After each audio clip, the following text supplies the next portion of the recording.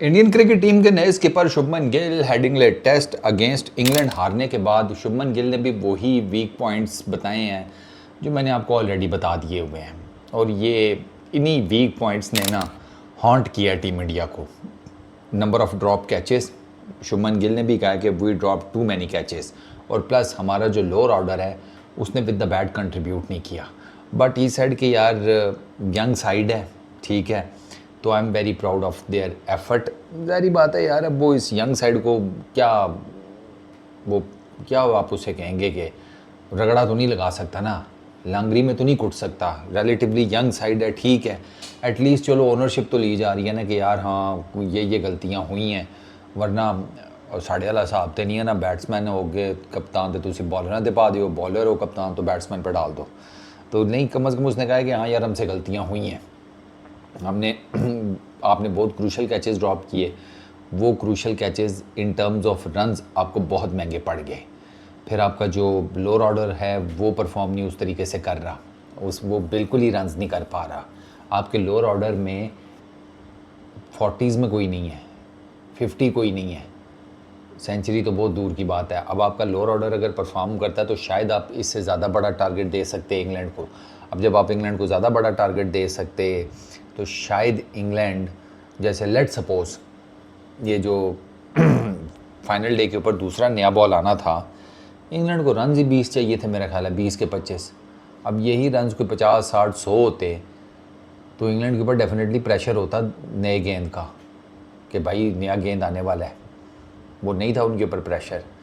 तो इंडिया के लिए ना इस टेस्ट मैच में सोचने के लिए बहुत कुछ है कि जहाँ पर आपने 2 दिन कंप्लीट डोमिनेट किया है, पहले दिन चौथे दिन, दूसरे और तीसरे दिन में कुछ सेशंस आपने डोमिनेट किए हैं, कुछ आप इंग्लैंड डोमिनेट कर गया है। मतलब दूसरे और तीसरे दिन भी ऐसा नहीं है कि आप ज़मीन के साथ जिसे कहते हैं रगड़े जा रहे थे, उसमें भी आपने कुछ सेशंस आपने डोमिनेट किए। तो इन सब के बावजूद आप फाइनल डे के ऊपर अगर टेस्ट मैच हार गए हैं और इंग्लैंड 371 चेस कर गया है तो फ्लॉज तो हैं। अब उन्हीं फ्लॉज को डेफिनेटली शुभमन गिल डिस्कस करेगा, गौतम गंभीर के साथ करेगा, दिलीप जो कि फील्डिंग कोच है उनके साथ करेगा, बाकी जितनी भी मैनेजमेंट है ये सारे डेफिनेटली सर तो जोड़ के बैठेंगे।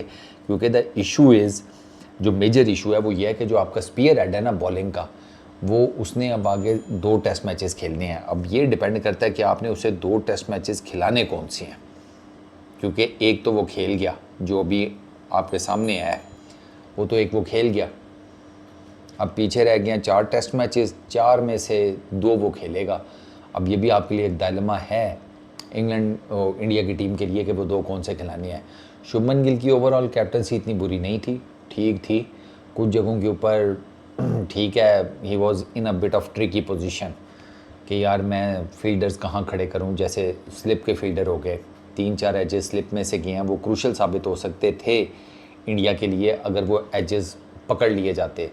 बट शुभमन गिल ने फर्स्ट स्लिप जो है वो थोड़ा सा फर्स्ट और सेकंड स्लिप के बीच में करके खड़ी की हुई थी, तो ऋषभ पंत और फर्स्ट स्लिप के बीच में टेक्निकली गैप था एक, और उस गैप में से भी एजेस गए हैं।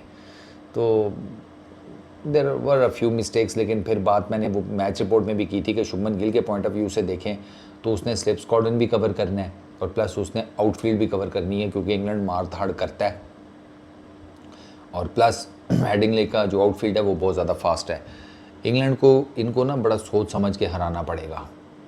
अच्छी क्रिकेट तो खेलनी पड़ेगी, लेकिन ठीक ठाक किस्म का कोई प्लान भी बनाकर हराना पड़ेगा, क्योंकि इंग्लैंड में देखता हूँ कि अब उन्होंने बेसबॉल तो वो करते हैं, लेकिन ये पहले ना बड़ी रेकलेस किस्म की क्रिकेट खेलते थे, अन्य वहाँ जाके मार धाड़ शुरू कर दो ये वो, उसमें ये कई दफ़ा जो है ना इनका अपना भी बेड़ा गर्क हुआ है।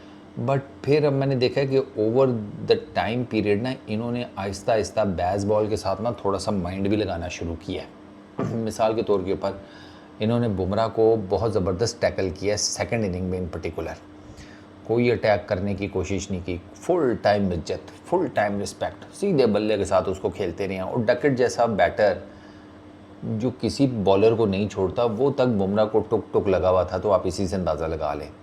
तो खैर इन शॉर्ट इस एक टेस्ट मैच से टीम इंडिया को सीखने को बहुत कुछ मिलेगा, इस रिलेटिवली यंग साइड को वाकई सीखने को बहुत कुछ मिलेगा।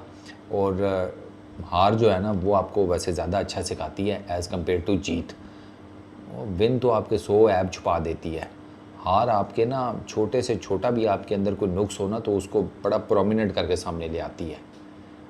अब आपने देख लिया, आपने कभी सोचा भी नहीं होगा कि इंडिया की टीम इतने कैचेस ड्रॉप करेगी, उन्होंने किए हैं। इसका मतलब है फील्डिंग को डज लगी है, वीकनेस आई है, उसको ओवरकम करना है।